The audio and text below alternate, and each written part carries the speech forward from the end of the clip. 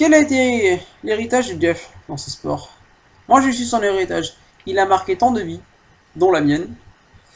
Quand je regarderai mes photos, et lorsque mes enfants grandiront et que nous regarderons les photos de moi dans la voiture de Jeff, je leur expliquerai.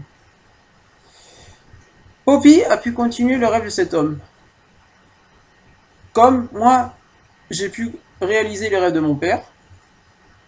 Et comme ensuite, vous poursuivrez mon rêve un jour.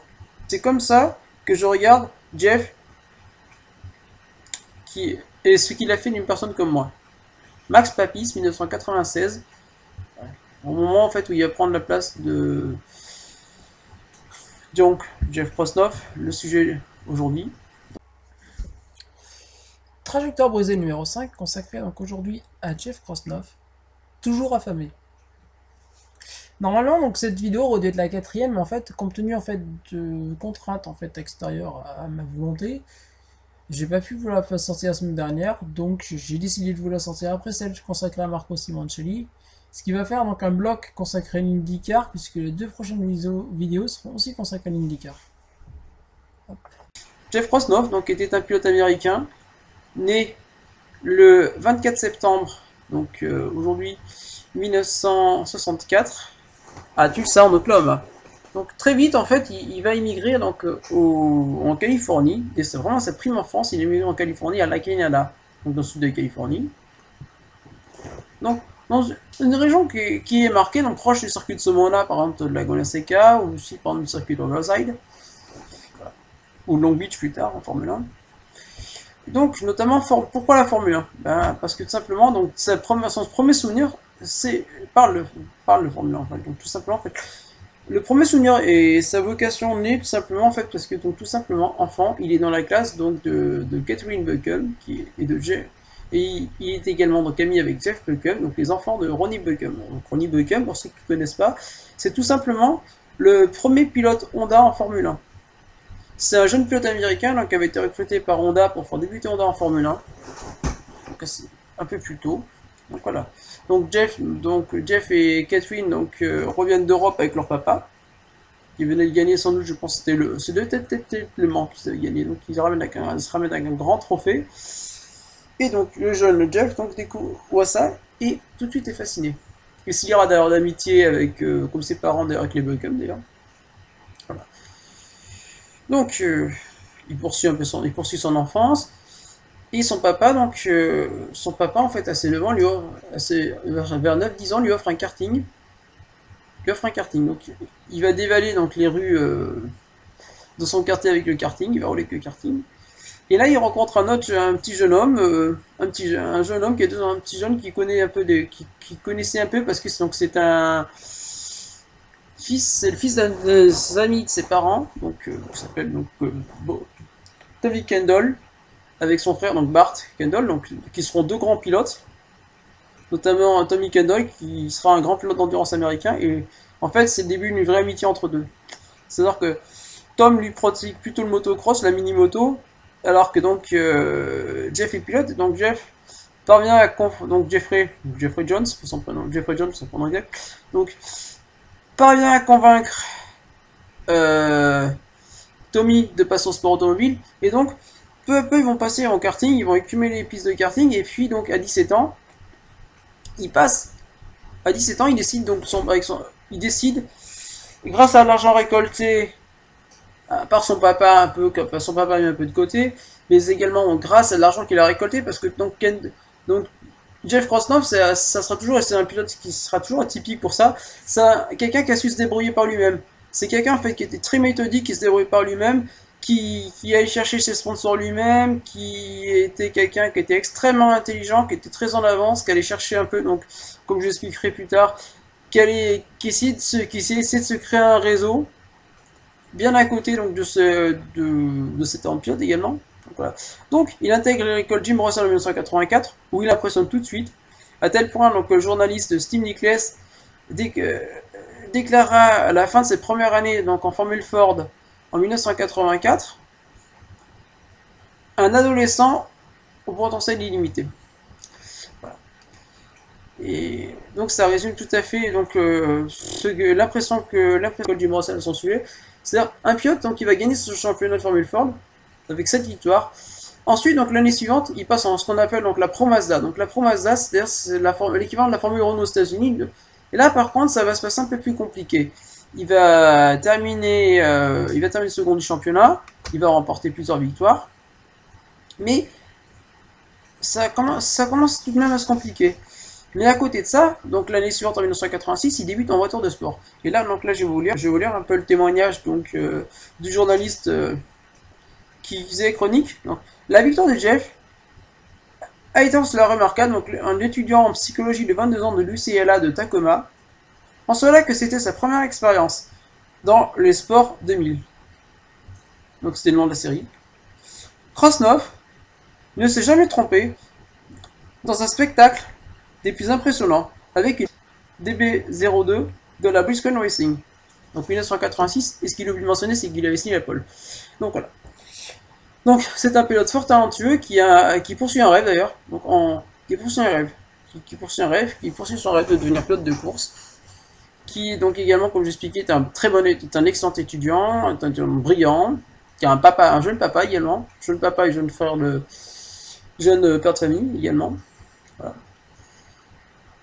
Parce qu'il se marie très tôt avec sa femme, avec Tracy.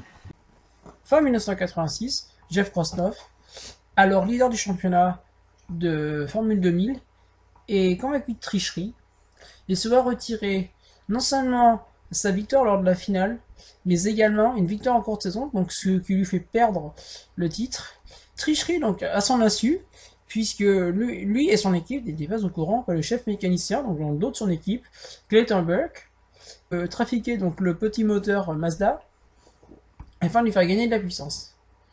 Donc de ce fait, on lui retire donc 2 victoires, il perd le titre, son chemin s'obscurcit. Lui, qui pensait, grâce à son talent, pouvoir intégrer une équipe d'usine dans laquelle on lui aurait payé il aurait été payé, on lui aurait payé sa saison, doit se débrouiller, maintenant seul. Voilà. Donc, il parvient à réunir un peu de budget, trouve un volant en Peak Racing.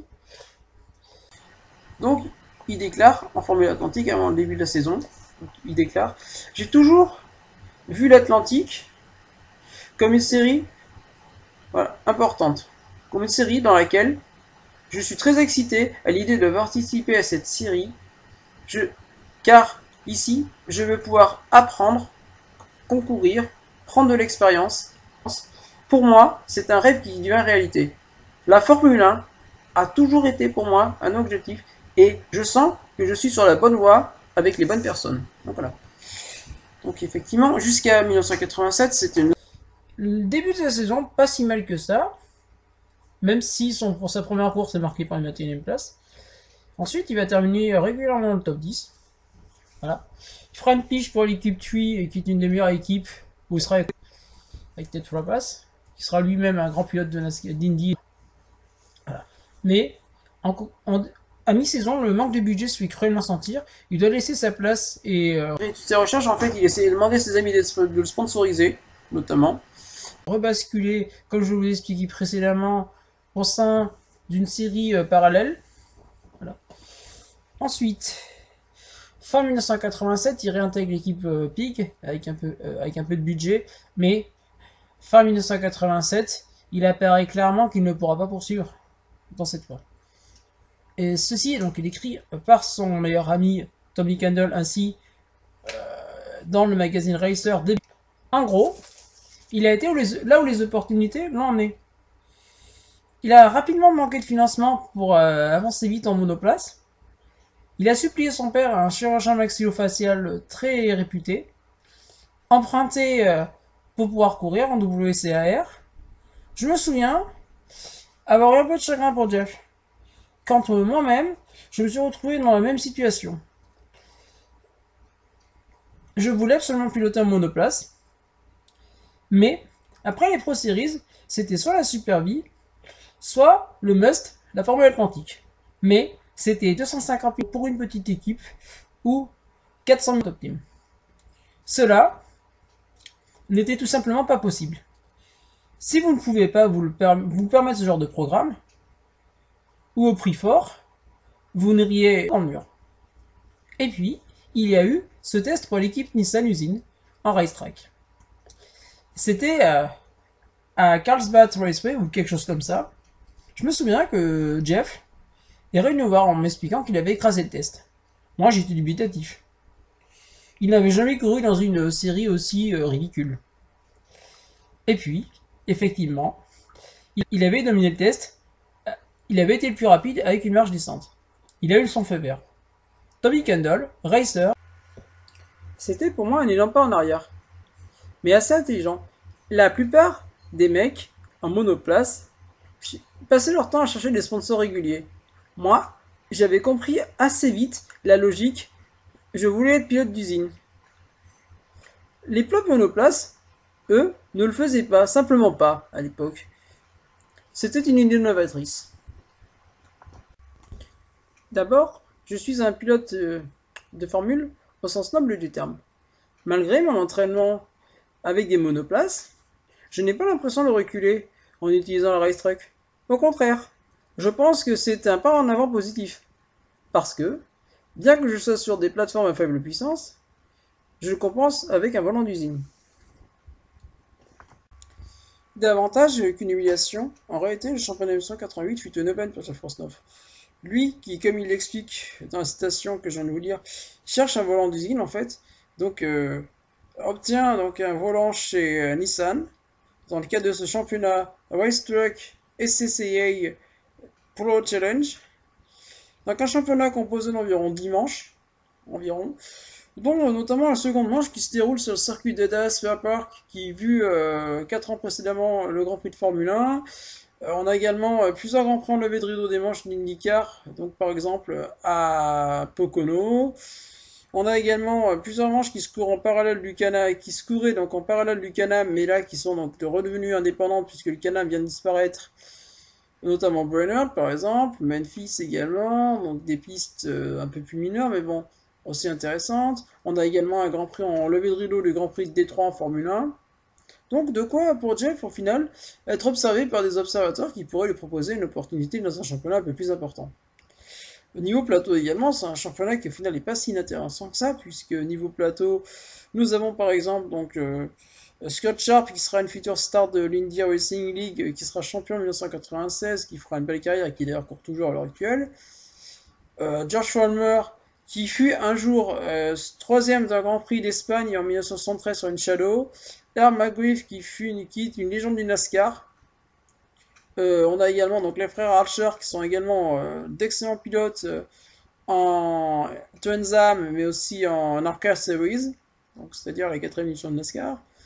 On a plusieurs pilotes également donc qui font carrière en parallèle, c'est ça, donc en Trans Am, en Corvette Series, donc des séries quand même pas si inintéressantes que ça aux États-Unis.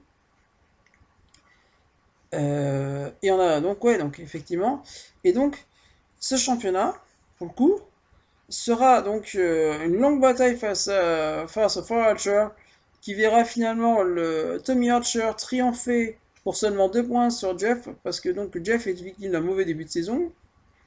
Mais Jeff reviendrait seulement à 2 points, donc pour 153 face à 155 à la fin du championnat, à Saint-Pétersbourg fin octobre. Donc ceci lui permettra donc effectivement en même temps donc de réaliser un reportage pour Paul Fanner, mais également donc de trouver des opportunités pour partir au Japon.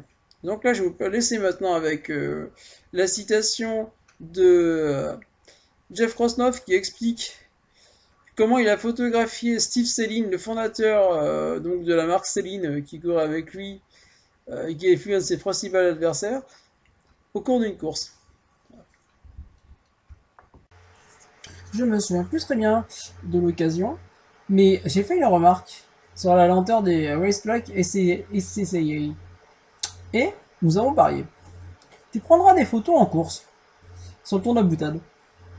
Probablement, 2 semaines plus tard, j'ai reçu par la poste une enveloppe avec des photos et elles étaient hilarantes. Il y avait un flash, je pense sur la camionnette de Steve Selin, Et nous pourrions voir la surprise sur le visage de Céline. Une autre où il franchit la ligne également. Il avait littéralement, et partout, tout capturé durant le week-end. Des bêtises, des bêtises, des choses espiègles. On aurait dit je suis un fou. Aussi improbable que cela puisse paraître, c'est en pilotant en ACA Race Truck Series que j'ai rencontré les bonnes personnes, qui ensuite m'ont permis de piloter en Formula 1 Nippon, Groupe C et Super GT. Donc, suite à une entrevue fin 1987 qu'il avait eue avec M. Asahi, directeur de Speedstar, donc une marque de jantes nippon, qui chaussait sa Formule Atlantique. Donc M. Asahi lui l'invite à rencontrer M. Hamada. Donc M. Hamada est tout simplement le directeur de l'équipe Speedstar Racing au Japon. Donc il rencontre M. Hamada, qui lui propose donc un galon d'essai, d'abord d'essai, puis ensuite donc finalement, en fait, même un volant en Formule 1 Nippon lors du lever de rideau du Grand Prix du Japon 1988 à Suzuka. Donc il fera équipe avec Masahiro Azemi. Donc Masahiro Azemi, qui est une légende du Japon, puisque c'est un pilote qui était pilote Kojima lors des Grands Prix du Japon en 76-77, qui a signé le meilleur tour du Grand Prix du Japon également, donc au Fuji, en 76. Voilà, donc c'est une véritable légende vivante, c'est comme Oshino, c'est pareil, c'est une des deux grandes légendes vivantes au Japon. Donc, aux côtés de Masahiro Azemi, il est absolument pas ridicule puisqu'il se qualifie 12ème. Bon, malheureusement, il patine au départ. Il retombe à la 21ème place, il repart, il remonte jusqu'à la 12ème place jusqu'à que son pneu arrière explose.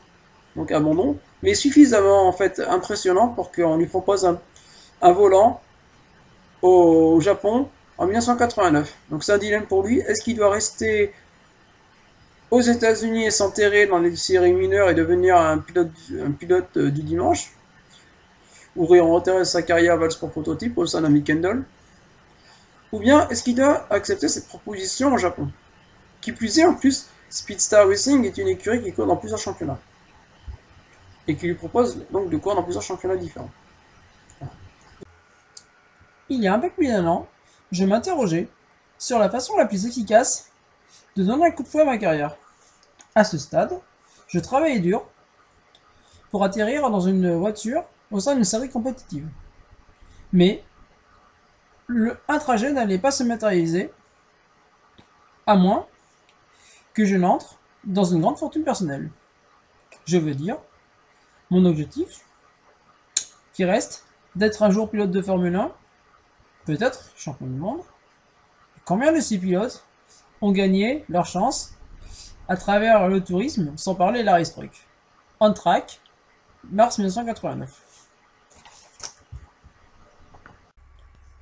L'essai de fin 1988 à Suzuka, donc finalement, débouche sur un engagement à temps plein au sein de l'écurie de Speedstar Racing, donc pour la saison 1989, dans le All Japan Formula 3000 Championship, donc le championnat de Formule 3000 du Japon, dans lequel donc un championnat composé d'une dizaine de manches sur 4-5 circuits japonais, avec donc en ces années-là à peu près autant de concurrents qu'en Formule 1, donc une trentaine de concurrents à peu près, un plateau assez relevé avec des étrangers notamment, pas mal deux Américains notamment, Roger Seaver, donc le jeune frère de Eddie et Jeff, donc l'entend d'ailleurs comme je vais vous le passer.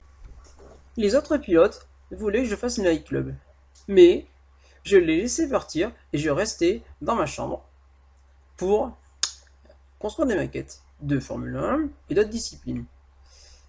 Je trouvais ça épanouissant et cela me permettait de travailler ma concentration, ce que je faisais depuis que j'étais enfant. Nous vivions tous dans le même hôtel, l'hôtel Gaijin, que nous surnommons le Gaijin Racing Club. C'était similaire à la camaraderie que j'avais connue à l'école Russell. C'était la même chose avec Roland Ratzenberger, Ratzi, qui était l'un de mes plus proches amis. Notamment, il m'avait enregistré le message de mon répondeur. I'm Jeff, I'll be back. On s'est éclaté là-bas. J'étais l'adulte du groupe. Ils passent très bien entre eux, c'est une bande de copains en fait. Donc, voilà. Cette première saison se conclut avec 2 podiums pour Jeff. Voilà. L'année suivante, 1990, sera un peu plus brillante, avec une 7ème place au classement final, 2 podiums également, mais une non-qualification. Jeff, lui, à ce moment-là, reçoit donc la proposition de piloter pour Jaguar en endurance via la Suntory Technology Racing, donc la Suntech Racing, donc une émission du TWR qui fait courir des voitures au Japon, mais qui a l'idée de vouloir faire courir les voitures également en IMSA. D'où l'engagement de Jeff, qui lui connaît très bien les circuits japonais et les circuits américains. Il a été sélectionné par Madame Yamazaki, directrice donc de la Suntory Brewing Company, parce que tout simplement c'était un grand nom au Japon et qu'il connaissait toutes les pistes, mais également certaines pistes aux États-Unis, puisque nous voulions monter un programme en WEC et en IMSA. Jeff a fait un super travail. J'allais au Japon pour l'atelier moteur, qui était situé donc au Japon, puisque le championnat All Japan permettait quasiment tout. Nous lui avons confié un moteur de qualification. Nous, on s'est dit, ça sera un cas d'espère au bout de 2 tours. Jeff l'a ramené. Au bout des qualifications, il était simplement usé. Tony Do, directeur de l'écurie TWR Suntech Jaguar. L'année suivante, en 1992, Jeff Krosnoff va remporter les 500 km de Suzuka avec son maître, donc Masahiro Azemi. Mais l'année 1992, en Formule 1 Nippon, marque le début d'un déclin pour lui en Formule 1 Nippon, puisque son ami Mauro Martini remporte le titre, mais lui, victime de malchance, va souvent casser et ne s'imposera pas. Ne s'imposera pas, ni même réussira une grande saison. L'année 1990. Mais, pourtant, donc, ce succès via Nissan lui permet, une fois à l'arrêt des groupes C, de rebondir chez Toyota. Je me souviens plus très bien la première fois que j'ai rencontré Jeff, mais tout simplement il est venu vers moi et m'a dit « Salut ». C'était un mec décontracté, typiquement un américain. En Europe, dans le milieu de la course, les mecs sont un peu coincés. Pas Jeff. Eddie Irvine, 1996. Eh bien, pour être honnête, je serais bien resté au Japon. Comme Jeff. Jeff avait une femme, donc il fallait qu'il mette de l'argent de côté pour elle. Chose que je faisais également, car on ne sait jamais quand une carrière peut s'arrêter. Donc j'étais pingre. Jeff, lui, était raisonnablement prudent aussi. C'était une super époque. Je me souviens de lui très affectueusement. Si Eddie Jordan ne m'avait pas appelé, j'aurais été heureux de rester au Japon. Nous avions un super calendrier, on amassait beaucoup d'argent, la vie était belle là-bas. La vie était en tout cas bien plus belle qu'en Formule 1. Eddie Irvine, Racer, 1996. À partir de 1993, il signera un dernier podium en Formula Nippon. Il va plutôt privilégier endurance. Donc, il signe chez Toyota, chez le SRD.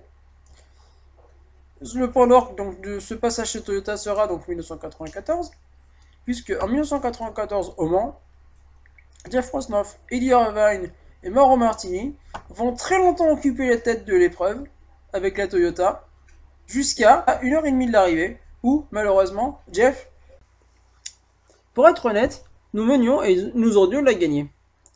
Nous avions un mail d'avance et nous aurions dû la gagner.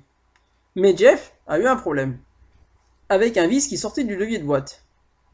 À l'arrière, en plus, il a dû s'arrêter, sortir de la voiture, se mettre en dessous et remettre la boîte en marche de manière manuelle. Mais le problème, c'est que en faisant cela, nous avons dû rouler en seconde maximum. Donc, il a fait 13 km au ralenti. Eddie Irvine, 1994. Comme je viens de vous passer via sa station Eddie Irvine, est victime d'une panne. En fait, sa boîte de vitesse casse au niveau de la tringlerie, donc il doit s'arrêter, remettre le tout manuellement en marche, il repart, mais malheureusement, là, ils vont perdre plusieurs tours dans l'affaire, et Eddie Irvine va signer une super course, mais il termine que second. J'ai dépassé l'une des deux Lauer dans le dernier virage du dernier tour, pour la place de 2. C'était de la camaraderie, où c'était nous tous contre Porsche, sur le podium, en regardant la mer humaine et en riant de ce que nous avions accompli. Jeff a fait un excellent travail. Il a été professionnel, rapide, hyper régulier. Il n'a fait aucune erreur. Au final, le meilleur pilote ce jour-là, ce fut Jeff, pour moi. Car il est resté calme à un moment où n'importe quel d'entre nous aurait paniqué. Il est calmement sorti de la voiture, et ensuite il a calmement ramené la voiture au stand, pour ensuite me laisser faire la course. Eddie Irvine 1980. Si nous avions eu un peu de chance, et que j'avais pu me mettre en 3 ou en 4 ou en 5 ou je sais pas quoi, je pense que nous l'aurions probablement gagné. Mais, franchement, pour moi, ce fut l'une des meilleures courses de ma carrière. D'un point de vue personnel, c'était une course agréable, l'une des plus fun. Parce que je faisais Le Mans avec 2 potes. Jeff Prosnoff, 1995. L'année suivante, alors qu'il effectue une mauvaise saison en Formula One, puisque ce sera sa seule saison sans points, malgré une 3ème place en qualification, du fait d'avoir un matériel comme souvent peu fiable, il reviendra et traîner la Toyota Supra pour terminer 14e moment. Et bien que Jeff ait été au Japon, c'était comme si il avait été vers un mur en granit pur, duquel il est absolument impossible d'escalader. Si vous avez de l'argent, vous prenez l'hélico. Mais la plupart abandonnent. Pas Jeff. Lui, c'était non, mais je vais l'escalader, même si je dois m'y prendre à plusieurs fois, et que tout le monde me dit que c'est impossible. On lui disait ça partout. Le Japon, c'est une voie de garage. Mais lui s'est accroché. Il est allé en suivant à l'aveugle cette petite lumière au bout du tunnel. Tommy Kendall, 1996. Il participera également donc au Lancet Toyota au championnat de super tourisme japonais, donc futur Super GT, dans lequel il parviendra à signer quelques podiums. Voilà. Mais il sera temps, donc fin 1995, de repartir vers les États-Unis. Je ne vais pas m'arrêter, je vais juste aller où cela mènera. Les meilleurs Européens sont sortis du Japon parce qu'il y a un marché. Mais pour les Nord-Américains, il n'y avait simplement aucun marché. Notamment pour Jeff, qui aux yeux des écuries de Formule 1 était une bizarrerie. Surtout après le fiasco Andretti McLaren 1993, même une écurie comme Pacific ou Forti daignait lui donner un essai. Donc, pour le coup, sauf si tu te nommes Villeneuve, ce n'était pas par la Formule 1 que tu allais sortir du Japon, après toutes ces années. Tommy Kendall, 1996. Fin 1995, après 7 années au Japon, se présente enfin l'opportunité de piloter dans le championnat dont il avait rêvé, c'est-à-dire le championnat CART. Enfin, peut-être une passerait vers la Formule 1, dont il n'a jamais perdu le rêve d'y participer un jour. Ici, donc mi-octobre 1995, il est confronté donc à Sandro Zanardi sur le circuit d'Homestead pour un test comparatif en vue de recruter le coéquipier de Jimmy Vasser pour l'année 1996. Bon, même si Chip Ganassi est déjà son ligne de Chip Ganassi, en fait, c'est surtout pour prendre rendez-vous pour l'avenir dans le cas de Crossroff, en fait, tout simplement. Jeff n'avait pas l'expérience d'Alex en termes de grande puissance, même s'il s'en tirait assez brillamment. Alex avait précédemment piloté des Formule 1 de plus de 600 chevaux, tandis que pour Jeff, c'était un pas de géant. Mike Hull, 1995, juste après le test. Vous savez, le problème n'était pas tant la nationalité. Nous avons toujours eu un faible pour les pilotes américains. Je pensais juste que c'était un mec hyper talentueux, point final. J'ai appris à le connaître durant ces tests. Ce qui a fait différence, pour moi, et en même temps vous pourrez comprendre à ma place, vous devez garder vos distances avec les pilotes durant les tests. Et ce qui se passe derrière le cockpit, vous devez en faire abstraction. Mais, Pour moi, en fait, plus de 20 ans plus tard, il ne se passe pas un jour sans que je pense à Jeff. Je pense que si jamais il avait piloté pour nous, il aurait été sûrement compétitif. Mike Hull, 2016. Plutôt. En fait, Zanardi sera recruté fort logiquement, mais il avait également donc, une proposition pour piloter chez AC Wells. C'est choquant, et c'est vrai. Il était alors pilote en racetrack à l'époque, et le directeur du programme, Frank Onzovets, était un gars assez bien. Moi, je m'occupais de l'équipe Mike Thompson Racing avec Ivan Stewart et Steven Millen. C'est là que j'ai rencontré Frank. Frank m'a alors dit « Gardez un œil sur ce garçon, Jeff Krosnoff. C'est quelqu'un de spécial. » Colwells, 1995. Pour le coup, donc là, il est confronté à son ami Mike Groff, effectivement, avec, qui va dominer notamment ce circuit routier. Donc, ce qui va lui valoir, pour 1996, enfin, un volant en CART. Nous avons examiné les CV des personnes qui semblaient prêtes à partir avec nous. Mais, peut-être pas ces mecs typiques. Non, Toyota voulait quelque chose de différent. Donc, nous avons examiné Sandro Zanardi, Krosnoff, ainsi que Mike Groff. Et d'autres personnes qui avaient pu être bonnes voilà quelques saisons. Mike a dominé sur l'ovale, étant un pilote de Val. Mais Jeff lui a mis plus d'une seconde sur le circuit routier de 3,5 km.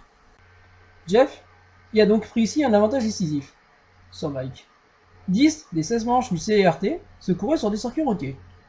Notre choix fut donc peu académique. Jeff avait un passé avec Toyota. C'était leur pilote phare en endurance, avec Martini. Mais il était surtout très apprécié chez eux, parlait couramment japonais, ce qui faisait de lui pour nous un choix logique.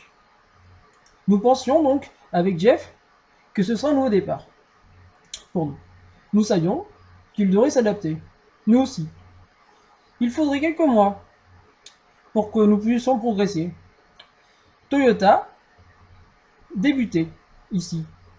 Et les V8 turbo du CRT étaient sophistiqués. Toyota n'était pas ici pour faire du rebadgeage d'un moteur existant, mais pour tout faire à fond.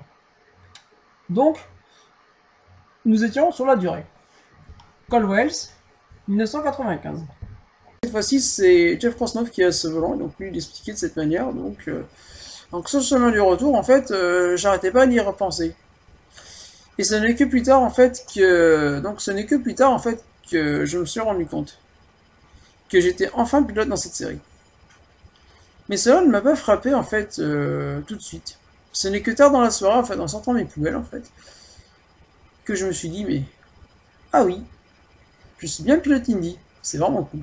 Voilà. Donc là, c'est sa réaction, en fait, qu'il a écrit, donc juste après cette nomination. Donc les essais de pré-saison vont se passer comme effectivement ça doit se passer, c'est-à-dire que ce sera pas facile. En fait, Toyota débute, et notamment Toyota avait plus ou moins proposé Jeff Krosnoff pour sa connaissance du moteur et pour ses retours techniques, parce que donc effectivement Jeff Krosnoff c'est un pilote qui a été connu pour ses retours techniques, pour être un excellent moteur au point, un des meilleurs moteurs au point. L'équipe progressait et devenait bonne, mais il fallait être dedans pour le voir. Nous avions une légende comme directeur technique, Gordon Kopeck. C'était fantastique pour moi de travailler avec Gordon. Il a remporté plusieurs championnats du monde en Formule 1, chez McLaren, Brabham, puis March. Il a également créé l'écurie Spirit et a gagné l'Indy 500. Jeff Krosnoff au sujet de Gordon Kopeck en avant-saison. C'est son retour technique notamment, la voiture va énormément progresser. Bon, ils auront le résultat plus tard, mais ça sera grâce à ce travail de Jeff Krosnoff de mise au point du moteur Toyota notamment. Puisque Jeff Krosnoff va faire un énorme travail de mise au point durant l'hiver au niveau du moteur et durant la saison, durant ses 11 courses. Jeff m'écoutait, et cela a très bien fonctionné, parce que j'ai pu, et nous avons pu, maximiser le talent de Jeff. Jeff a maximisé le châssis Reynard. Il a également, autant que possible, maximisé le moteur Toyota. Toyota débarquait. Et en plus de 30 ans d'expérience, je savais que nous allions avoir des débuts difficiles. Le moteur manquait cruellement de puissance. Jeff conduisait en phase 3. Il nous a fallu attendre 3 ans pour une pole, puis 4 pour une victoire. Tout cela grâce au travail de Jeff. Mais Jeff, moi je pensais ne se qualifierait pas à la première manche. Il l'a fait. Ses retours techniques étaient phénoménaux. Toutes ces années au Japon lui avaient permis de sentir, de comprendre, d'apprendre une voiture. Il pouvait ainsi comprendre et disséquer une voiture et nous orienter dans la bonne direction. Jeff m'a impressionné. Gordon Kopeck, 1996. La saison 1996 donc, débute comme prévu pour l'équipe RC-Hero. Jeff se qualifie 25 sur 27 lors du Grand Prix Miami avant de casser au tour 102. C'est frustrant parce que la voiture était impeccable. Mais je pense qu'on y arrive. Jeff Krosnoff, après sa première manche à Miami. Moteur qui cassera ensuite également lors de la seconde manche à Rio, au bout de seulement 37 tours. Puis, de nouveau, lors de la troisième manche au Grand Prix d'Australie, donc à Surfers Paradise. Ici, ce ne sera pas le moteur. Jeff aura des ennuis de moteur en qualification, se qualifiant en dernier. Mais, en course, parviendra à remonter jusque dans les points. Jusque à un peu plus d'après la mi-course, être victime d'une panne de frein et sortir de la piste. La quatrième manche à Long Beach sera également frustrante, puisque également mal qualifié à cause d'un moteur rétif. Il devra également abandonner, toujours sur une casse moteur. Mais ici, il commence à prouver quand même quelques performances. C'était flatteur pour Jeff que Colin Wells l'encourage à flatter la voiture comme une chauve-souris en enfer. Jeff m'expliquait que la voiture était si lente à Nazareth qu'il a dû piloter lors des essais en regardant quasiment sans cesse dans les rétroviseurs, tant le moteur manquait de puissance, pour ne pas se faire rentrer dedans. Comme il m'expliquait, c'était dans un rapport entre un tiers à l'avant, 2 tiers à l'arrière. Paul Fanner, à propos donc du Grand Prix de Nazareth en 1996. Ensuite, Nazareth, comme je viens de vous l'expliquer, donc certes il termine la course, mais il termine la course à 18 tours de Andretti à cause d'un moteur qui est extrêmement lent, à cause de manque de fiabilité. Ensuite, la manche suivante se conclut également par un abandon, et il faut enfin attendre la 7ème manche à Milwaukee pour voir enfin une course à peu près potable. Il termine la course à 8 tours, mais il termine la course à moins de 10 tours. Ce qui est déjà bien pour un moteur qui manque vraiment de fiabilité. Pourtant, cette manche de Milwaukee terminée à 8 tours du meneur s'annonce comme un déclic. Puisque non seulement Jeff Krosnoff, qui, comme je vous expliqué au début, était un redoutable chasseur de sponsors, avait réussi d'ailleurs un peu précédemment à dégoter MCI, qui est un géant de télécommunications, comme sponsor pour l'écurie qui en manquait cruellement. Donc l'écurie passe donc ainsi au bleu, au lieu du blanc et rouge, arborant de larges logos MCI maintenant. Sans doute, signe de cette amélioration d'ailleurs, puisque à Détroit, dans des conditions difficiles, on voit la pluie notamment, il se qualifie donc encore en fonderie, puisque ce moteur manquera de puissance, comme je vous ai expliqué, mais il termine 15e, et signe également un très bon temps en course, puisqu'il est devant des pilotes comme Greg Moore par exemple, ou comme Roberto Moreno. Ensuite, lors de la manche suivante, à Portland, il va terminer 17e, après s'être qualifié 23e. Puis, malheureusement, à Cleveland, il peut viser une 4ème arrivée. Et en plus, d'autant qu'il se comporte bien en course, mais à 3 tours de la fin, sa voiture le lâche à cause de son électronique.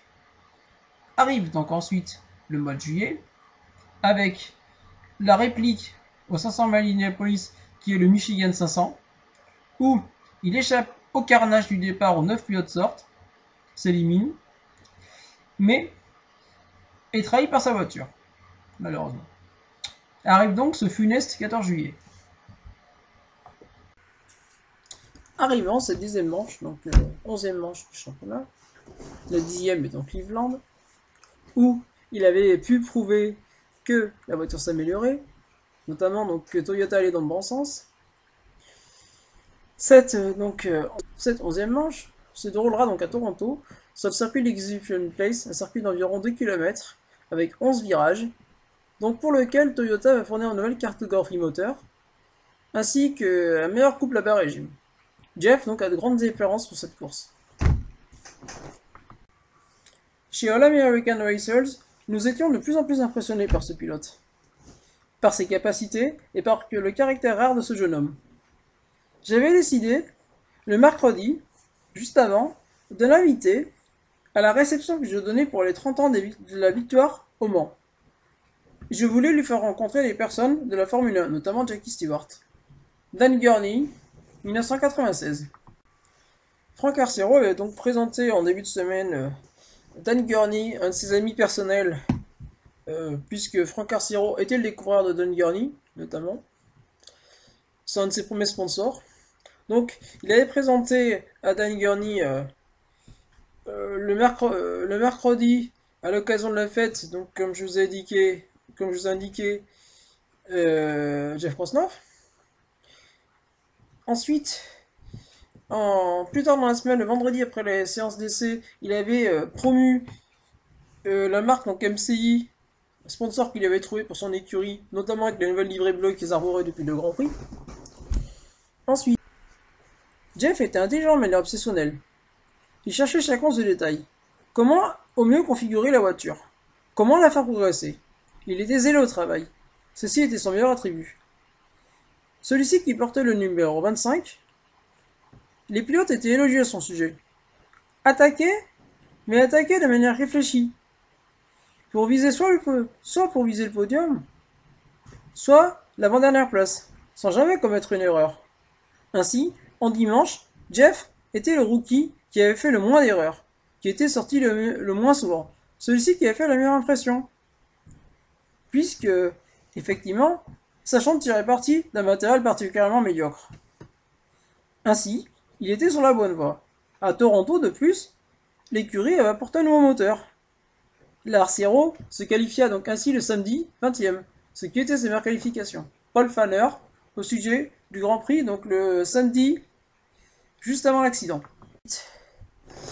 Le samedi des qualifications, pour une fois, il ne s'était pas si mal passé que ça, puisqu'il avait réussi sa meilleure qualification en saison, avec une 20e place, notamment devant Eddie Lawson, l'ancien triple champion du monde de moto, en contact avec Raoul Buzzell et Mauricio Gugelmin et Mark Blundell, 3 anciens pilotes de Formule 1, proche d'Emerson Fittipaldi également, une référence.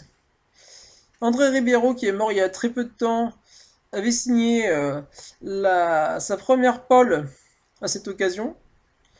Ainsi, nous eûmes une course quand même qui fut assez morne d'ailleurs, qui se réduisit à plusieurs neutralisations et à plusieurs échanges entre Greg Moore et Adrien Fernandez, pour finalement avoir Adrien Fernandez prendre la tête de la course. Et c'est donc au 84e tour que Michael Andretti souffle le moteur de sa voiture, ce qui cause une neutralisation, et à la sortie de cette neutralisation, c'est à ce moment-là que va se produire l'accident. C'est en tentant d'aller chercher les points de la 12e place que Jeff Krosnoff a rencontré sa destinée. Jeff Krosnoff, ainsi que 4 autres pilotes se battent pour le point de la 12e place.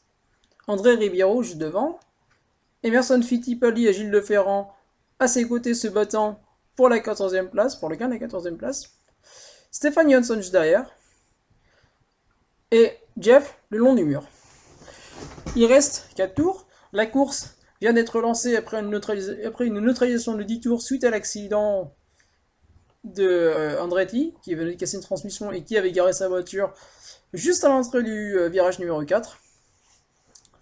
Jeff, lui, donc tente de dépasser Stefan Johansson, qui lui-même va tenter de dépasser les deux Brésiliens Gilles Leferrand et Emerson Fittipaldi.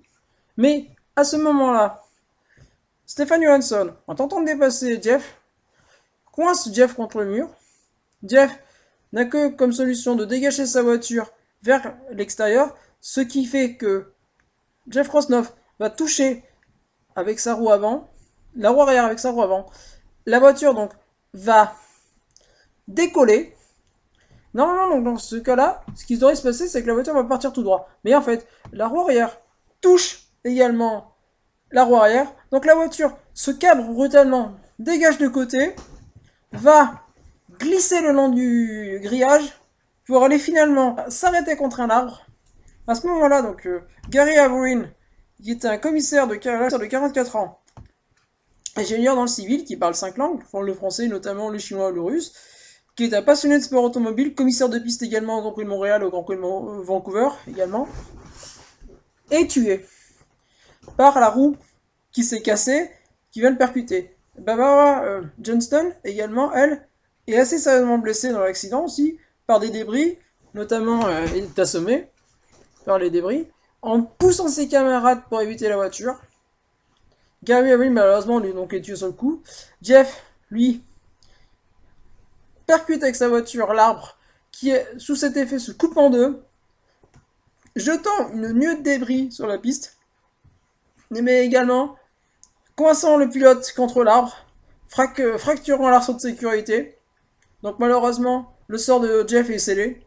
La voiture va, sous cet effet, donc finir sa course 50 mètres plus loin, environ, juste à l'entrée du virage 4, alors que la partie arrière, qui a été détachée, elle, fonce sur Gilles de Ferrand et Emerson Fittipaldi, qui, Emerson et Fittipaldi explique: je vois à mes côtés une masse.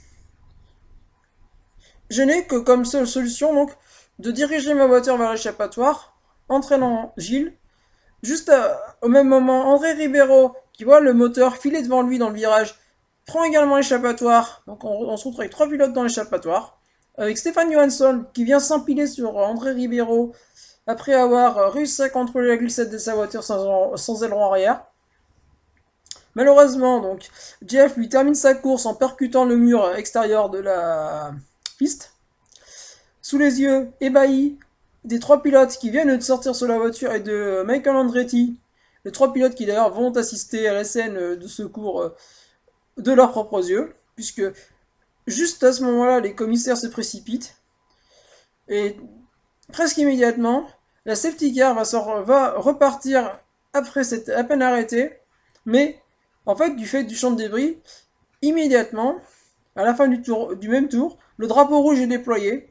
La course est donc stoppée à 2 tours de l'arrivée de manière définitive, entérinant la victoire de Adrian Fernandez, qui remporte ainsi son premier succès. C'est également le premier succès d'une femme ingénieure en sport automobile, mais comme le dit Adrian Fernandez, nous ne savions rien, mais ce sera donc un podium sans joie. Jeff a été dans une de ces épreuves. Bruce Flo a appelé sans cesse. Il a mis la radio en boucle. Silence radio. C'était fini. Cole Wells, 1996. L'US 500, en juin, à Michigan, avait été un rappel pour nous. Adrian Fernandez, parti en pole position, avait donc glissé, provoquant un big one de 9 voitures. Personnellement, personne n'avait été blessé. 7 pilotes avaient même pu repartir avec les mulets. Mais nous avions eu honte.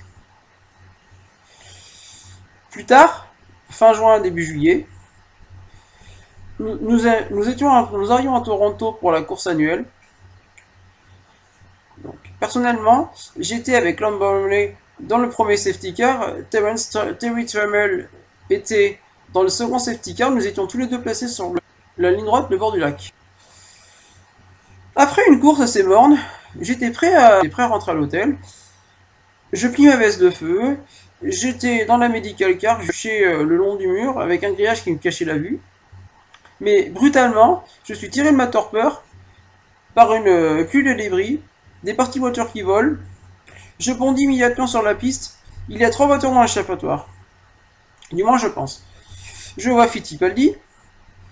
Et il y a, semble-t-il, 2 autres voitures. Entre moi et Mo. Mais aussi une masse. Un moteur avec une boîte disloqué et fumant. Je confirme à Terrence, Emo et Lilovis sont ok. Mais quelques instants plus tard, je réalise que le grillage sont arrachés et que la piste est un champ de bataille. Lon a également vu une voiture coupée en deux. Voilà. Une voiture en deux parties. La voiture a semble-t-il se matcher contre le rail. Puis ensuite, se serait tranché en deux contre un objet. Je saurai plus tard que c'est un arbre. Donc, ici, donc la partie va encore parcourir, d'après le témoignage que j'ai, une quarantaine de mètres avant de finir sa course près de l'échappatoire. Terrence et Lon accourent immédiatement et organisent des secours. On engage tout de suite une procédure de secours. La voiture est à l'endroit, avec pilote sanglé à bord. Je distingue Jeff Krosnoff, donc le jeune pilote californien de Caldwell. Il est inerte. Un pompier lui a retiré les casques afin que nous puissions travailler. Il ne respire plus. Je dégage les voies aériennes. Je demande qu'on le mette sous oxygène. Visiblement, il souffre de graves blessures à la tête. Plus tard, j'apprends qu'il a frappé l'arbre avec le casque. Donc c'est bien l'arbre qu'il a frappé. Trummel, lui, arrive un tout petit peu plus tard et demande que tout soit fait pour qu'on puisse sauver ce... Pour qu'il puisse... Donc, on est peu content qu'il arrive vivant à l'hôpital. Donc ses pupilles sont réactives. Il ne respire plus. Il ne répond à aucun stimuli. Il est blanc. Il est mort ou alors dans un état qui ne laisse guère d'espoir. Donc j'appelle Terry. Code 10. Donc le code pour pilote insauvable. 1 c'est pour pilote indemne. 3 c'est pour blessure possible. 5 c'est pour blessure grave. Et 10 c'est pour décès ou situation désespérée. Donc Terry me dit de tout faire donc pour sauver ce pilote. Voilà. On le perfuse. On le met sous oxygène. Terry et McCary pratiquent une trachéotomie. Donc nous glissons un tube à travers sa gorge pour l'aider à respirer. Pour tenter de le faire respirer. On sur le sol pour pratiquer un massage cardiaque. Puis ensuite pour le charger dans l'ambulance. Puisque au Canada, donc pour rappel, donc au Canada, la loi canadienne interdit sur ton enceinte sportive publique de réanimer une personne au sus et au vu des personnes, des spectateurs. Ce que nous rappelle le Yox Scully, le responsable coordinateur de la sécurité du circuit. Donc, nous regardons le pilote, on le place en ambulance et on file à l'hôpital. Arrivé au Toronto Western Hospital, le docteur Potter déclare Krosnoff mort. Il est 16h20, sa femme Tracy est juste à côté. Comme vous venez effectivement de l'entendre, donc le docteur Olvey, qui est le docteur avec le docteur Tummel et le docteur Scully qui se sont occupés donc de Jeff Krosnoff, effectivement, lequel laissait très peu d'espoir, malheureusement, suite à l'accident. Donc là, je vais vous laisser effectivement avec le témoignage de Colby Wells qui vous raconte un peu la suite, un peu. Eh bien, la clôture était contre un arbre. C'est donc la tête qui a heurté. Sa tête a percuté l'arbre, c'est tout. Toutes les conneries qui ont été racontées ensuite sont foutaises. Son casque a juste heurté un arbre. Point barre.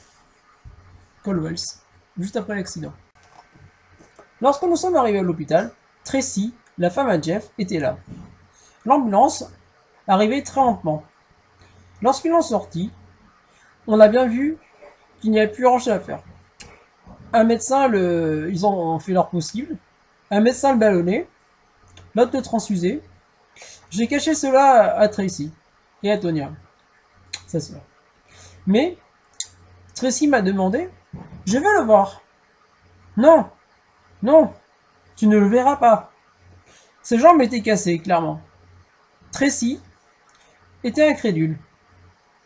Le père à Jeff, un chirurgien très réputé, a été ensuite donc voir le médecin, Yox Scully, Steve Olvey et Steven Strummel pour prendre des nouvelles. Elles étaient mauvaises. Il n'y avait tout simplement plus rien à faire.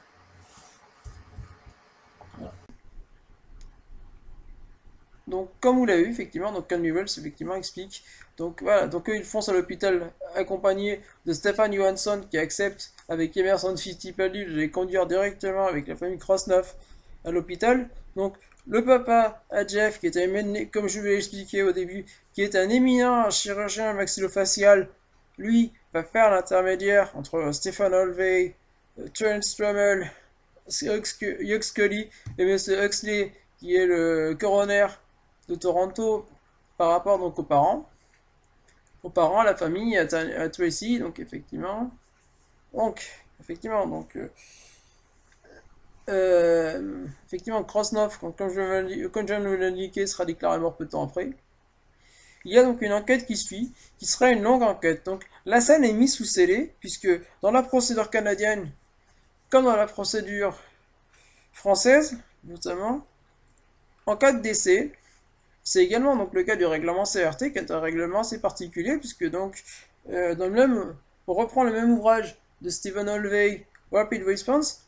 Donc, en cas de décès en CRT, comme en NASCAR d'ailleurs, selon les règles FIA, ce sont les règles FIA, ils disent ça précisément.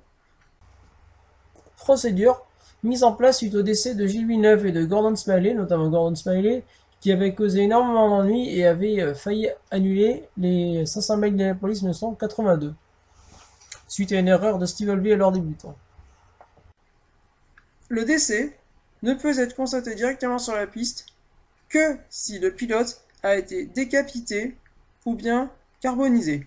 Dans tout autre cas, le pilote doit être transporté à l'hôpital le plus proche afin que le décès soit constaté. Donc c'est ce qui a été fait. Mais comme l'expliquait donc visiblement le docteur Scully, visiblement en fait Krosnoff est mort très peu de temps pour son accident. Voilà. Donc là, ce qui va se passer, Conway Bells se pose énormément de questions. Donc là, je vous laisse avec quelques messages effectivement ensuite qui suivront donc les hommages à Jeff Krosnoff. Ce gars, c'était un modèle pour moi. Brian Herta. J'étais à Silverstone pour le Grand Prix de Grande-Bretagne. Adam Cooper est venu me voir et m'a dit « Jeff a été blessé ». J'ai tout eu dessus. J'ai été derrière Clermont Ferrari et j'ai perdu mon ami. Eddie Irvine, 1996. Chaque fois que je voyais Jeff, le matin sur la piste, il me saluait « Buongiorno, professeur Lay ». Cela signifiait énormément pour moi, parce que j'apprécie énormément quand un Américain me parlait dans ma langue maternelle. Ce mec était le type le plus gentil avec lequel j'ai eu la chance de travailler. Il était doux, honnête et net. Et en plus un excellent pilote. En plus de 40 ans, dans le sport automobile, et ayant des fils concurrents également dans ce milieu, c'était la première fois que je perdais quelqu'un. J'avais l'impression d'avoir perdu l'un des miens. Frank Carcero, 1996, juste après la course. Donc vous avez pu écouter quelques hommages à Jeff Krosnoff, suite à cet accident. Donc, ce qui se passe, effectivement. Donc, qui va prendre la suite de Jeff? Qui prendra l'héritage?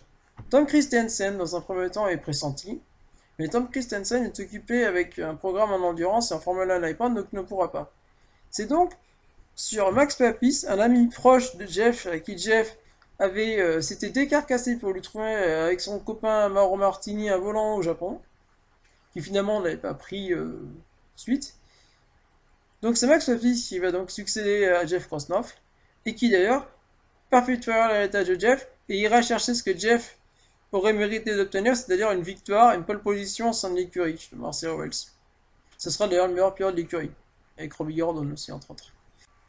J'étais en Italie sur une course en GT, en train de piloter, quand Gordon m'a appelé. « Nous aimerions vous embaucher pour ce poste », m'a-t-il expliqué. Cela ne m'avait même pas traversé l'esprit. Je ne savais même pas de quoi il s'agissait. En fait, je le réaliserai que plus tard. La portée de l'appel de Gordon que Puck. J'étais en conflit intérieur, car Jeff m'avait aidé à trouver un volant en Formula 1 iPhone chez Volkswagen, l'équipe pour qui il pilotait en 1995. Donc, Jeff était un ami. Puis, J'ai réalisé l'appel. J'ai reçu un appel également pour piloter chez Ferrari en GT que j'ai accepté.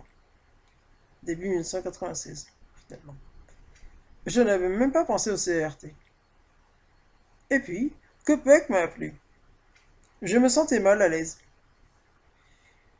Je me sentais mal à l'aise. J'ai dit, je ne veux raconter une belle histoire. Pas remplacer Jeff. Ce n'est pas à moi de remplacer Jeff. Je veux perpétuer l'héritage de Jeff. J'en suis fier. Donc, le jour où je débute à Mid-Ohio, je vais longuement parler à Tracy Grasnoff, une femme douce. Jeff était un mec adorable. Max Papis, 1996, au moment de prendre le remplacement de Jeff Grasnoff. Voilà. Donc, du côté légal, malheureusement, donc, ce qui va se passer, c'est donc Stefan Johansson est placé donc en garde à vue, ainsi que d'autres personnes. Ils sont écoutés, ils sont interrogés par la police canadienne, pardon, par la police montée, ils sont interrogés longuement, assez longuement. La voiture est mise sous séquestre durant ces temps. Il n'y aura pas de suite judiciaire, bien sûr. Il y aura les assurances qui se mêleront, qui donneront l'argent. D'ailleurs, l'argent de l'assurance, ce qui est très intéressant, sera placé par la famille Krosnoff dans ce qu'on appelle le Jeff Krosnoff Fund, c'est-à-dire, en fait, c'est un fonds qui est destiné à aider les élèves les plus méritants issus des milieux modestes. Voilà. Donc en fait, c'est hyper intéressant comme héritage de Jeff. Voilà. Donc ensuite, Mark Johnston, qui avait connu des situations similaires en tant que directeur de la composition en Moto 500 chez Kawasaki, me fut d'une aide précieuse. Suite à cet accident, puisque lui connaissait fort bien ces situations, il connaissait fort bien les législations en vigueur, et puis ainsi m'aider. Colvin Wells, suite à l'accident de Jeff Krosnoff. Donc ça se conclura, comme j'ai dit, par un acquittement généralisé. Tout ceci. Ça sera quand même des traces, parce que Colvin Wells explique que ça sera quand même très lessivant pour eux. Ça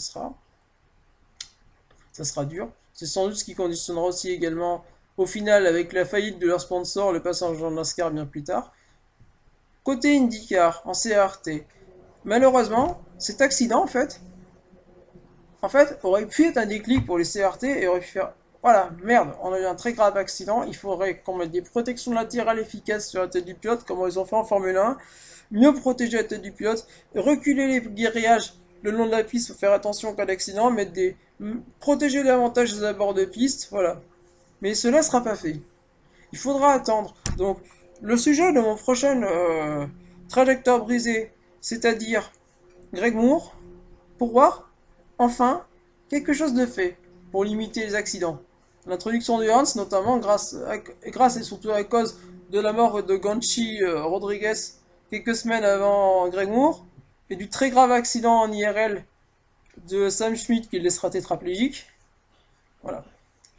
Ce sera donc, malheureusement, trop tard que les conséquences de l'accident de Jeff Krosnoff seront tirées. C'était donc Lionel. Je vais vous laisser avec un petit message personnel, effectivement, pour vous expliquer le temps et le retard qu'a pris cette vidéo. Voilà. Jeff laisse derrière lui une femme, donc Tracy, qui s'est donc reconvertie depuis dans le yoga, suite justement à la mort de son mari, Tonya, donc sa sœur, Daniel, son grand frère, ses parents, donc Jack, John Alexander dit Jack, qui est mort donc en 2011, son père, à plus de 90 ans, et sa maman, Jane, qui est toujours de ce monde, à plus de 90 ans également. Donc c'était sur une dernière citation de Marshall Pruett que je vous laisse. Donc voilà, Marshall Pruett, dont le podcast originel m'a servi de base pour cette vidéo. Donc n'hésitez pas à mettre des petits pouces bleus, c'est toujours sympa les petits pouces bleus. Ou à commenter c'est pareil, n'hésitez pas à commenter. Franchement, d'ailleurs, je remercie Ken Piche pour la dernière fois, merci. Ou à partager. Partager, c'est pareil. Partager, ça permet de faire connaître le travail. Vous voyez, bon, certes, je suis atypique. Moi, souvent, je ne vois pas de trucs mainstream. Mais bon, c'est intéressant. Ça permet aussi de connaître d'autres trucs. Voilà. Et également de récompenser mon travail. Parce que bon, voilà. C'était donc Lionel. Bon Grand Prix du Mexique. Et je vous laisse sur une dernière petite bulle d'après-vidéo. Voilà. parce que, excusez-moi, effectivement, ça sort en retard. Fais chier, ce n'est pas possible. Pas Jeff, pas maintenant. Putain, il n'aura pas eu l'opportunité de prouver son talent. Marshall Pruett 1996. Jeff Krosnoff, ouais, donc vous l'aurez compris, m'a fait prendre en retard Mazepinesque au final 5 jours. Il m'a exturé donc 5 jours, retard, c'est bon, voilà. Pour des raisons un peu indépendantes également de ma volonté, également. Et voilà. Un pilote ultra intéressant, qui mériterait d'être redécouvert. Franchement, un pilote qui pour moi aurait vraiment eu sa chance en Europe, aurait dû avoir sa chance en Europe. Même si, certes, il était américain, mais avec des qualités de metteur au point exceptionnelles, ça aurait fait un excellent pilote d'essai en Formule 1, ce gars. Donc je vous... Pardon, là, je viens de vous teaser une vidéo que je vais prendre. Je pense que je vais vous pondre d'ici peu, je pense, d'ici début 2022, je pense. Donc excusez-moi, mais voilà, bon. Ouais, donc c'est également, je pense que je vais en faire un article pour mon futur employeur. Je vous dis pas, mais j'ai une opportunité de taf au sein d'un magazine de sport automobile. Donc voilà. Donc voilà. Et à signaler autre chose également, ce fut la première victoire du manager de Checo, d'Adrien Fernandez. Donc, qui avait la spécialité de gagner dans des circonstances assez particulières, puisque je vous tease également à la prochaine vidéo, qui vous parlera donc de 1999, de Greg Moore et Gonçalo Rodriguez, et de Sam Schmidt. Voilà. Mais il gagnait également le jour où Greg Moore Stewart. C'était Lionel. Au revoir. Et bonne soirée. Et bon Grand Prix du Mexique aussi. Parce que bon, ça s'annonce pas mal. En fait, le surnom de Stay Hungry lui venait simplement, donc comme l'expliquait très bien Tony Kendall, son meilleur ami, en fait, Jeff Krosnoff était un gros fan de heavy metal. En fait, Jeff Krosnoff, quand il était gamin, il expliquait Tommy Kendall, tout le quartier l'écoutait parce qu'il mettait du death metal ou du heavy à fond dans le garage, y compris dans les stands. Il disait dans les stands tout le monde l'écoutait parce que c'était un mec qui écoutait le heavy à fond dans les stands avec les mécanos. Et donc Stay Hungry venait simplement donc d'une de ses chansons préférées, tout simplement, donc de Twisted Sister de 1984, donc la chanson titre d'ailleurs de l'album 1984 donc, du groupe Twisted Sister, un des groupes les plus connus de heavy metal au niveau américain et au niveau mondial également, puisqu'ils sont même passés chez nous au Festival de Kaya notamment. Donc voilà, donc tout simplement, ouais, donc ça naît là, tout simplement, ce surnom de Stay Hungry. Tout simplement, en fait, d'ailleurs, la chanson Stay Hungry, d'ailleurs, parle plus ou moins de pilote de moto, plus ou moins, en fait, simplement, donc voilà, qui plus est. Et collait très bien, d'ailleurs, au personnage, d'ailleurs.